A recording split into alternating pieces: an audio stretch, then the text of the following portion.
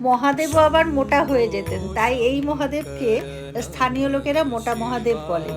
তবে এই মহাদেবের ভালো নাম হচ্ছে দুর্গেশ্বর। এই মন্দিরে এসে আমি মহাদেবের আয়তন দেখে সত্যি অবাক হলাম। সিঁড়ি দিয়ে উঠে মহাদেবের মাথায় জল ঢালতে হয় এবং ইনি যাতে আকারে না বাড়েন সেজন্য তাকে শিকল দিয়ে বেঁধে রাখা হয়েছে। মন্দিরটি বাংলার পুরনো আটচালা মন্দিরের গঠনে তৈরি, তবে অত্যন্ত জরাজীর্ণ অবস্থা এখন। চারিদিকে বট গাছ হয়ে সেটাই একটা দেখার মতো হয়ে গেছে, বট গাছই যেন আঁকড়ে রয়েছে মন্দিরটিকে। এই দেবতা অত্যন্ত জাগ্রত।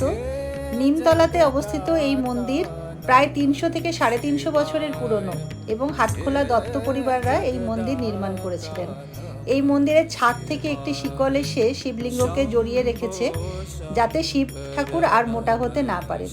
মন্দিরের দর্শন শেষে এখানের রাধাকৃষ্ণ মন্দির আছে তা দেখে আমরা ফিরলাম।